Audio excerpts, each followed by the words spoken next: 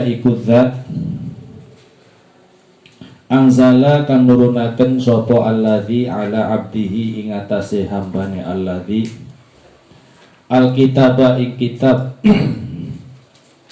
walam yaj'al lan orang dadekaken sapa alladzi lahu kaduwe kitab iwajan ingkang bekok qayyiman hale kang cecek.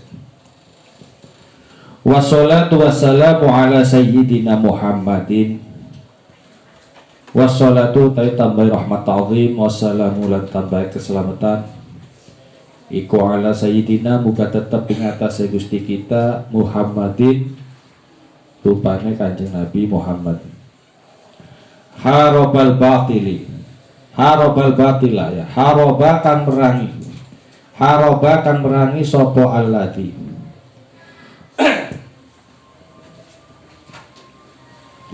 Muhammadin yaiku Kanjeng Nabi Muhammad alladzi yaiku wong haroba kang merangi sopo alladzi al batila ing perkara kang batil wa ayyadalan ngukuhaken sopo alladzi al haqqa ing perkara hak wa tomasalan busek ya.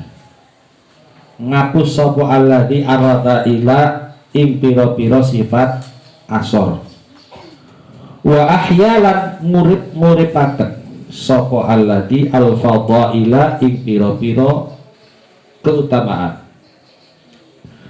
wa tamamalan menyempurnakan sopo alladzi makarimal akhlaqi ing piro-piro akhlak kang sempurna ing piro-piro akhlak kang sempurna wa hadalan nuduhaken sapa alladzi annasa ing manusa ila sirati maring dalan al mustaqim kang jejeg siratal ladzina yaiku dalane wong akeh an'ama kang paring nikmat an'ama kang paring nikmat sapa Allah Gusti Allah alaihim ing atase alladzina minan nabiyyin saking pira-pira nabi wasiddiqin lan pira-pira wong kang akeh sifat jujure wasyuhada ila pira-pira wong mati syahid wasolihin lan pira-pira wong kang soleh wa ala alihi lan uga tetep ing atase keluargane Kanjeng Nabi wa ashabihi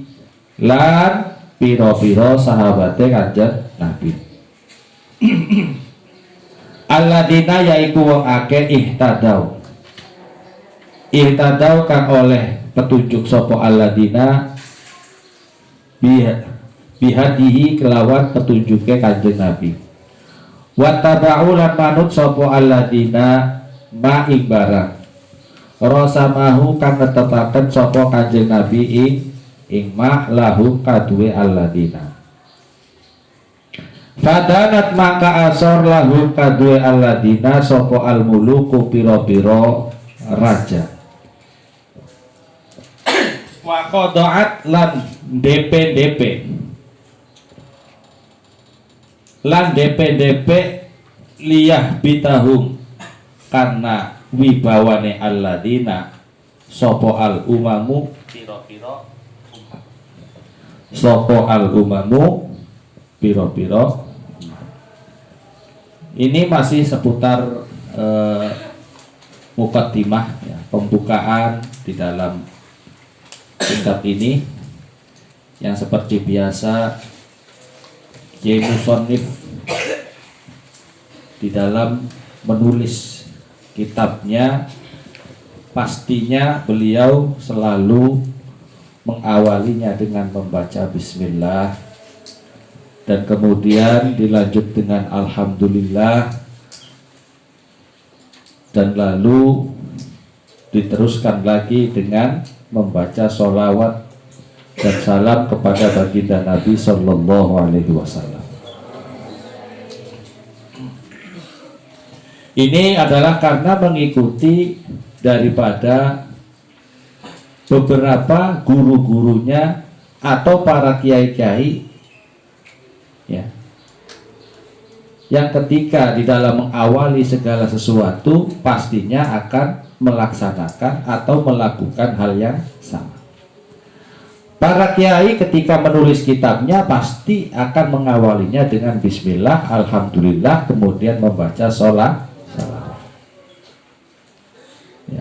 Pun demikian dengan kita sebagai orang awam yang tidak tahu apa-apa, ya, yang semestinya mengikuti apa yang dilakukan oleh guru-guru kita, yakni mengawali sesuatu dengan membaca bismillah. Karena fondasi niat itu adalah awalnya pada lafaz bismillah. Kamu repot di dalam membaca doa ketika makan, ya, ketika hendak makan, maka cukup saja dengan membaca bismillah, nggak apa-apa. Itu sudah dianggap bagian dari niat ketika makan. Paham ya? Pun demikian, misalkan kamu hendak bepergian, kebanyakan ketika mau naik pasti yang dibaca adalah bismillah. Mau ke Cirebon baca bismillah. Mau sekolah baca bismillah. Mengerjakan ujian baca bismillah. Yang penting jangan nyolong ayam kemudian membaca bismillah. Atau bongkar lemari teman bismillahirrahmanirrahim. Nah, jangan. Karena sudah dianggap bagian dari fondasinya nih, ya, iktidaan. Nanti di dalam kitab Sitina Masalah juga disatakan gitu. Segala sesuatu apabila tidak diawali dengan bismillah itu diibaratkan sama seperti hewan yang tidak punya ekor.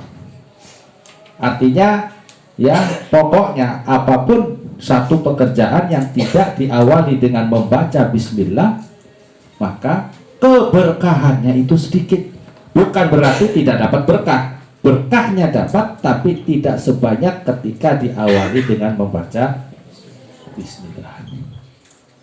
Tuh, makanya kenapa para kiai, para ulama ya, mengawali segala sesuatunya itu adalah dengan membaca bismillah. Iqtidaan, karena mengikuti dari para pendahulu-pendahulunya, bahwasanya segala sesuatu yang tidak diawali dengan bismillah maka keberkahannya akan sedikit. Lalu setelah itu dengan baca alhamdulillah itu bagaimana? Yaitu adalah perwujudan rasa syukurnya seorang hamba kepada Allah Subhanahu wa ta'ala. Karena yang namanya segala sesuatu pekerjaan, ya, kegiatan sehari-hari yang kita lakukan, semuanya itu adalah merupakan kehendak dari Allah Subhanahu wa ta'ala.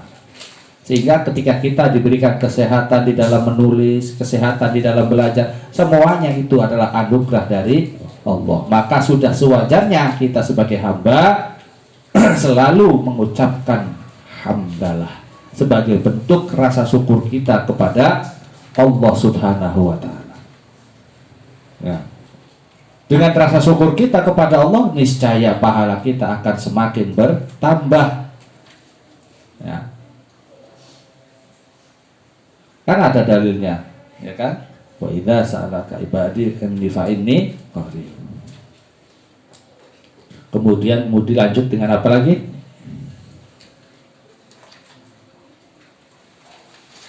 Bersyukurlah kalian kepadaku dan janganlah kalian mengkufurinya.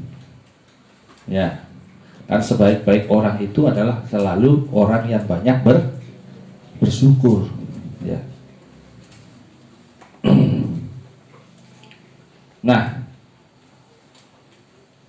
wassalatu wassalamu ala sayyidina Muhammadin. Kemudian dilanjut dengan membaca sholawat kepada baginda Nabi Sallallahu Alaihi Wasallam.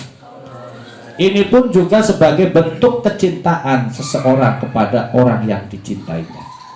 Karena Rasulullah adalah sebaik-baik utusan, sebaik-baik makhluk Allah, dan sebaik-baik orang yang wajib kita ikuti. Karena kelak suatu saat semua dari umatnya Nabi nantinya akan mendapatkan syafaatul ummah bi syafaati Rasulullah Sallallahu Alaihi Wasallam.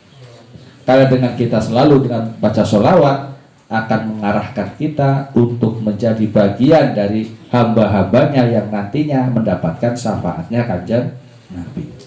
Makanya orang tuh Kenapa sih harus memperbanyak sholawat? Ya seperti itu. Karena kelak suatu saat di hari kiamat nanti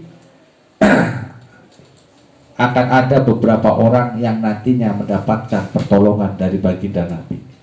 Dan diantaranya adalah orang yang selalu membaca sholawat. Nah itu makanya baca sholawat tuh yang lebih sering tuh. Ya. Kenapa sih ketika perang itu baca sholawat badar? Loh itu sholawat badar itu sholawatnya perang itu loh. Ya.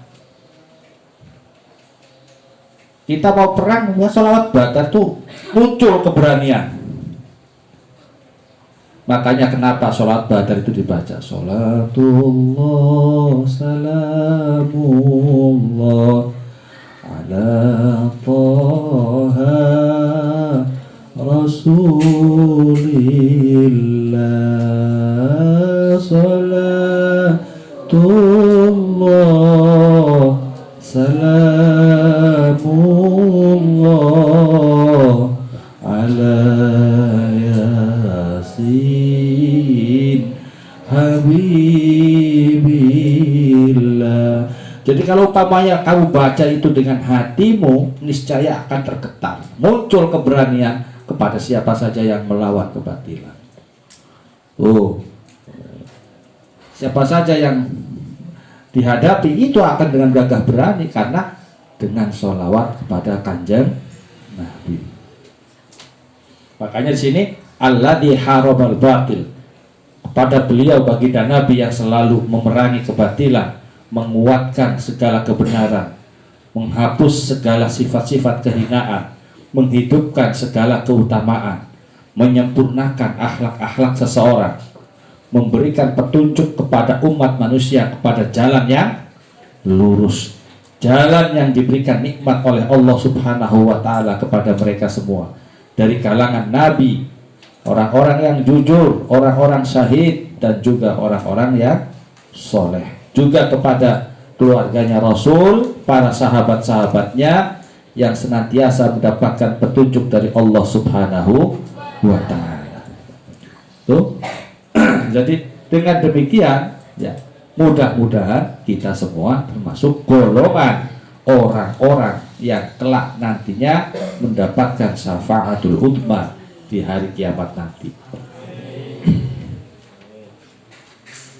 Amma ba'du anapun iku ing dalam sawise bismillah dan seterusnya, fahada maka utawi iki huwa ya utawi hada iku al juz'u juz atani kaping loro min khulasati nurul yakini, saking kitab khulasah nurul yakin, fi siratil mursalina, fi sirati sayyidil mursalina, ing dalam mertelaaken laku lampahe gustine pira-pira utusan.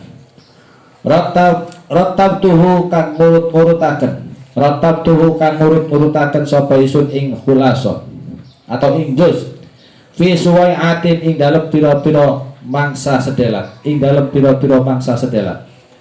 Ikhtalas tuha kang ngalap sapa ingsun ing kitab, ikhtalas tuha kang ngalap sapa ingsun ing kitab min fursatil faraghi, saking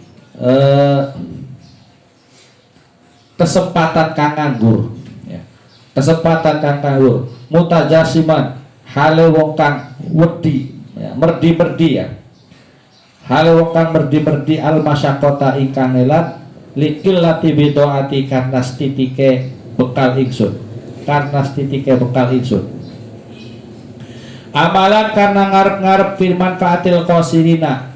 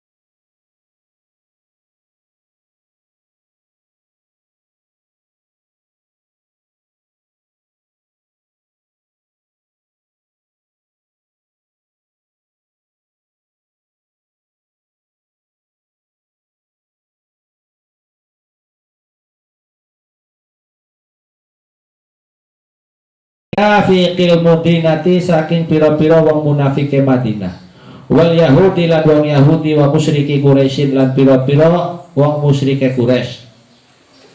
Alladzina yaiku wong akeh lam yaktafu kang ora puas sapa alladzina bi ikhrajihi kelawan ngusir Kanjeng Nabi min biladihi saking negarae Kanjeng Nabi. Bal qataluhu balik merangi sapa alladzina ing Kanjeng Nabi. Balik merangi sapa alladzina ing Kanjeng Nabi. Wa haradu lan gegerehi sapa alladzina alaihi ing atase ngina-ngina Kanjeng Nabi. Ghairahum kang sakliyane alladzina. Bayane min musyrikal arabi saking pira-pira wong musyrik Arab. Wa huwa halau ta Kanjeng Nabi ku sabirun wong kang sabar.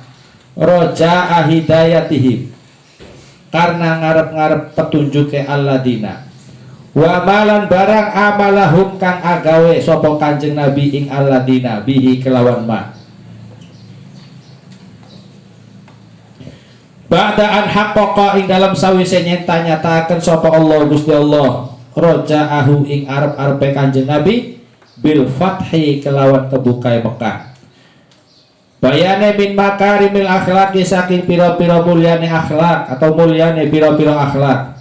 Wasafhi lan aweh ngapura wal afilan tegese aweh ngapura. Famalat maka condong ilaihi maring Kanjeng Nabi sapa annasu manusa.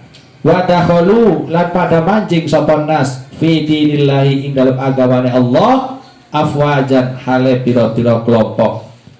Fabima rahmatin minallahi lintalahum walau kunta faddan ghalidhal qalbi lan faddu min haulik, dan seterusnya. Fabima rahmatin maka sebab akeh rahmat minallahi saking Gusti Allah lintal mesasira Muhammad lahum maring alladzina. Walaupun talan lamun ana sapa sira iku fadhon wong kang keras atine, ghalidul qalbi tur kang kasar atine, lang fatu maka yakti pada buyar sapa alladzina. Lang fatu maka yakti pada buyar sapa alladzina min haulika saking kiwe tengenira. Min haulika saking kiwe tengenira. Fas'alu maka nyuwun isun Allah Gusti Allah ayat Allah hanya tanda diakan sapa Allah ing kitab khalisatan karena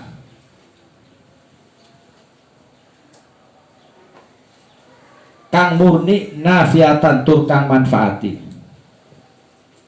Innahu satu meneh Gusti Allah iku awalu mas'ulin kawitane zat kang den suwuni. Wa huwa lan utawi Gusti Allah iku hasbi. Berarti apa maknanya hasbi? Iku hasbi zat kang nyukupi ingsun. Wa nikmalan iku sebagus-bagus kang paling nikmat sapa al-wakilu zat kang den pasrahi utawi Gusti Allah. Awas kudu dimaknai bener tuh. Sapa al-wakilu zat kang den pasrahi utawi Gusti Allah. Kitab yang ada di hadapan kita ini yang sedang kita baca adalah merupakan kelanjutan dari tentang kehidupan atau perjalanan beliau baginda Nabi Shallallahu Alaihi Wasallam. Kalau pada yang juz pertama ya kita sudah mengetahui tentang kehidupan beliau dari masa kecil, kemudian diangkat menjadi Nabi dan Rasul. Dan kemudian bagaimana menghadapi mereka orang-orang kafir Quraisy yang selalu mengganggu dakwah yang dilakukan oleh Kanjeng Nabi, sehingga akhirnya memaksa beliau untuk hijrah menuju Madinah. Ya. Sebenarnya kalau hijrah itu ya sebelumnya juga beliau pernah memerintahkan hijrah kepada para sahabat-sahabatnya, dan hijrah yang pertama itu kan salah satunya adalah ke Habasyah, ya, ke Habasyah. Tapi setelah itu beliau mendapat perintah dari Allah untuk segera melaksanakan hijrah menuju Madinah.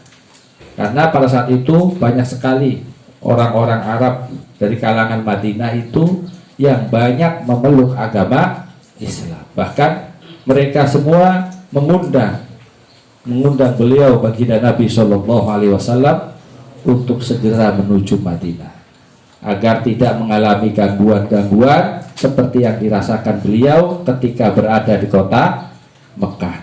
Nah, adapun yang kedua ini, ya, kitab yang juz kedua ini adalah masih menceritakan tentang kehidupan Kanjeng Nabi setelah hijrah dari Mekah, setelah beliau berada di kota Madinah. Nah, ya, jadi nanti juga diceritakan tentang permulaan adanya azan, ya, bagaimana azan itu akhirnya bisa berkumandang sebagai salah satu tanda masuk waktu sholat adalah dengan azan. Itu ada awal nanti pada pembahasan yang pertama. Kemudian terjadinya peperangan, ya, yang kita kenal antara lain perang Badar, perang Uhud, ya, Khandaq, Hunain, dan juga adanya perjanjian Hudaibiyah yang sangat terkenal. Itu nanti semuanya ya secara ringkas akan dibahas di dalam kitab Khulasoh ini yang juz kedua, sampai pada saat menjelang wafatnya baginda Nabi Shallallahu Alaihi Wasallam. Jadi semua di sini ada keterangan-keterangannya meskipun dibahas dengan ringkas, ya. Jadi di sini hanya beberapa poin-poin pentingnya saja yang harus kalian ketahui, ya. Karena toh kalau kita membaca tentang sejarah Nabi, niscaya sejarah itu akan kita baca lebih tebal daripada yang sekarang kita pelajari, ya. Yang penting kita ngambil poin-poin terpentingnya saja, kehidupan Nabi yang paling bisa kita ambil sebagai qudwah kita, ya, penuntut kita untuk menjadi lebih baik, ya. Nanti di sini ada semua.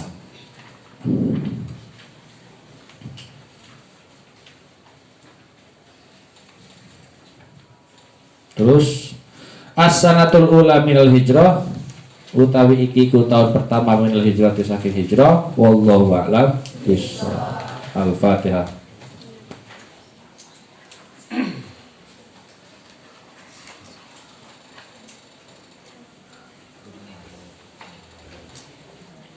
Rabbi fa'fa'na bi barakati